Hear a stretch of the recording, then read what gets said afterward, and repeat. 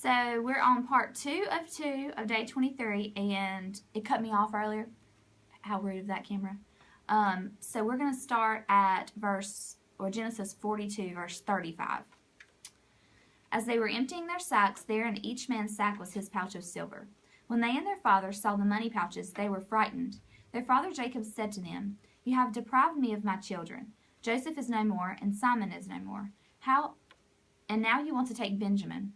Everything is against me." Then Reuben said to his father, "You may put both of my sons to death if I do not bring him back to you. Entrust him to my care, and I will bring him back." But Jacob said, "My son will not go down there with you. His brother is dead, and he is the only one left. If harm comes to him on the journey you are taking, you will bring my gray head down to the grave in sorrow." Now the famine was still severe in the land, so when they had eaten all the grain they had brought from Egypt, their father said to them, "Go back and buy us a little more food." But Judah said to him, "The man warned us solemnly, 'You will not see my face again unless your brother is with you. If you will send our brother along with us, we will go down and buy food for you. But if you will not send him, we will not go down, because the man said to us, "You will not see my face again unless your brother is with you."'" Israel asked, "Why did you bring this trouble on me by telling the man you had another brother?" They replied, "The man questioned us closely about ourselves and our family. 'Is your father still living?' he asked us. 'Do you have another brother?' We simply answered his questions. How were we to know he would say, 'Bring your brother down here'?" Then Judah said to Israel his father, "Send the boy along with me, and we will go at once, so that we and you and our children may live and not die. I myself will guarantee his safety. You can hold me personally responsible for him. If I do not bring him back to you and set him here before you, I will bear the blame before you all in my life. As it is, if we had not delayed, we could have gone and returned twice." Then their father Israel said to them, "If it must be, then do this. Put some of the best products of the land in your bags and take them down to the man as a gift. A little balm and a little honey, some spices and myrrh, some pistachio nuts and almonds. Take double the amount of silver with you, for you must return the silver that was put back into the mouths of your sacks. Perhaps it was a mistake. Take your brother also and go back to the man at once, and may God Almighty grant you mercy before the man, so that he will let your other brother and Benjamin come back with you. As for me, if I am bereaved, I am bereaved." So the men took the gifts and double the amount of silver, and Benjamin also. They hurried down to Egypt and presented themselves to Joseph. When Joseph saw Benjamin with them, he said to the steward of his house, "Take these men to my house, slaughter an animal, and prepare dinner.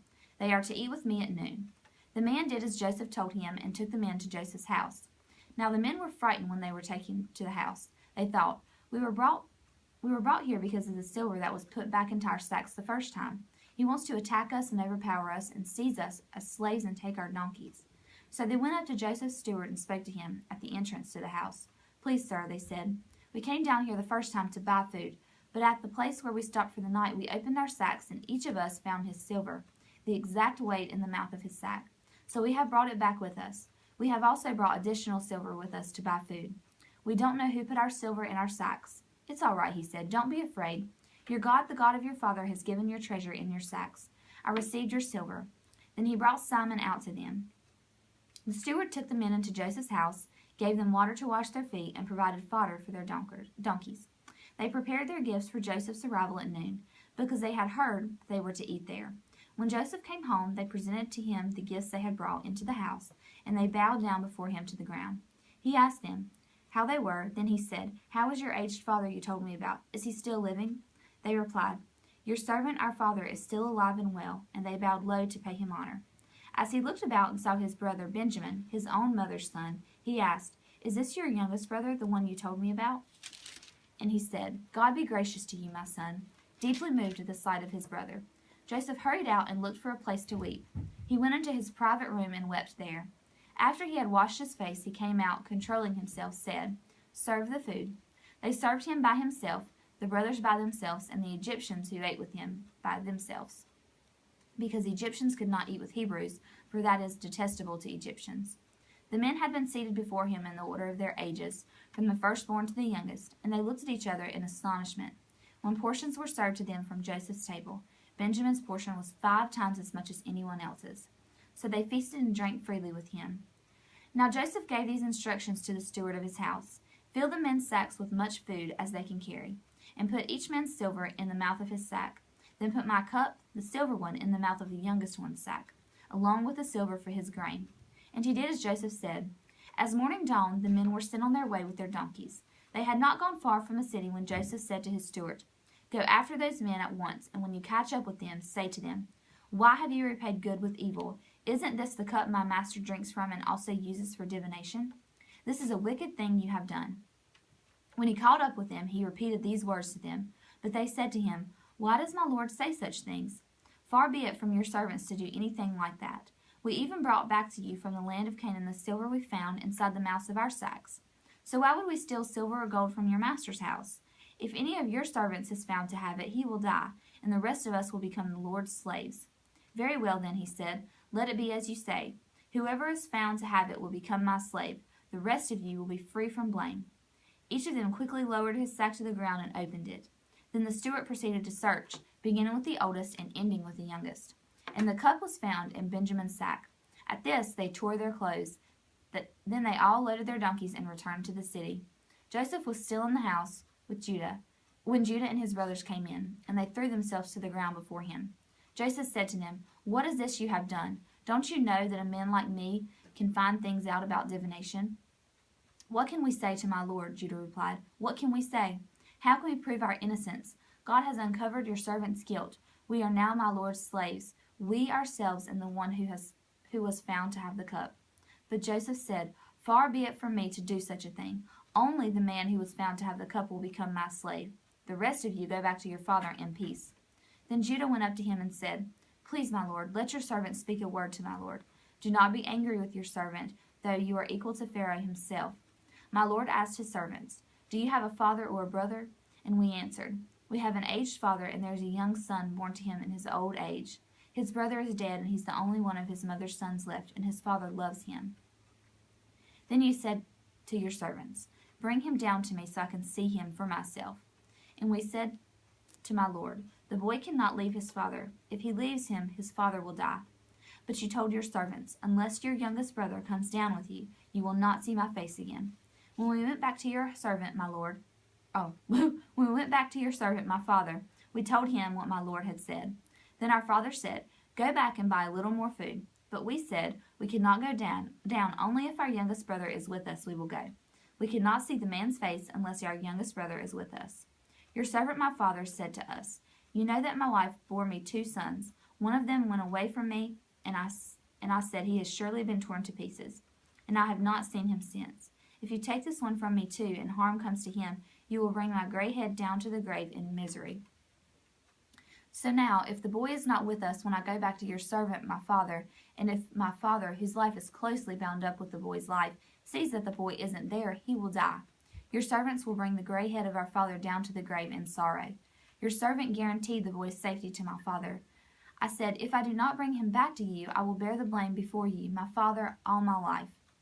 Now then, please let your servant remain here as my lord's slave in place of the boy, and let the boy return with his brothers. How can I go back to my father if the boy is not with me? No, do not let me see the misery that would come upon my father."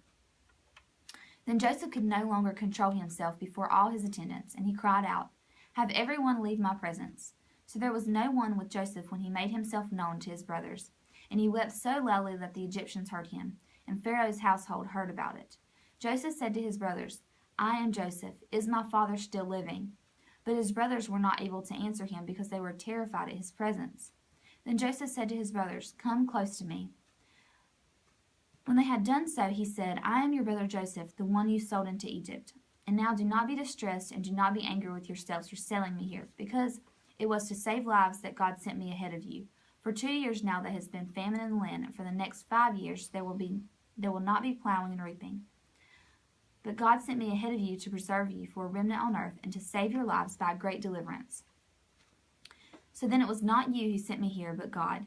He made me father to Pharaoh, lord of his entire household and ruler of all Egypt. Now hurry back to my father and say to him, 'This is what your son Joseph said.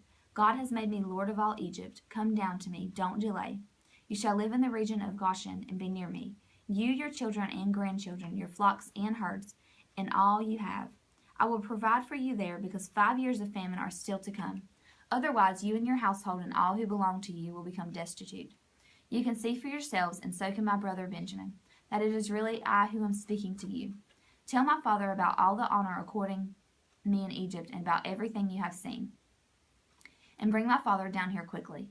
Then he threw his arms around his brother Benjamin and wept. And Benjamin embraced him, weeping. And he kissed all his brothers and wept over them. Afterward his brothers talked with him. When the news reached Pharaoh's palace that Joseph's brothers had come, Pharaoh and all his officials were pleased. Pharaoh said to Joseph, "Tell your brothers, do this, load your animals and return to the land of Canaan, and bring your father and your families back to me. I will give you the best of the land of Egypt, and you can enjoy the fat of the land." You are also directed to tell them, "Do this, take some carts from Egypt for your children and your wives, and get your father and come. Never mind about your belongings, because the best of all Egypt will be yours." So the sons of Israel did this. Joseph gave them carts, as Pharaoh had commanded, and he also gave them provisions for their journey. To each of them he gave new clothing, but to Benjamin he gave 300 shekels of silver and 5 sets of clothes. And this is what he sent to his father: 10 donkeys loaded with the best things of Egypt, and 10 female donkeys loaded with grain and bread and other provisions for his journey. Then he sent his brothers away, and as they were leaving, he said to them, "Don't quarrel on the way." So they went up out of Egypt and came to their father Jacob in the land of Canaan. They told him, "Joseph is still alive. In fact, he is ruler of all Egypt." Jacob was stunned. He did not believe them. But when they told him everything Joseph had said to him, and when he saw the carts Joseph had sent to carry him back, the spirit of their father Jacob revived, and Israel said, "I'm convinced. My son Joseph is still alive. I will go and see him before I die."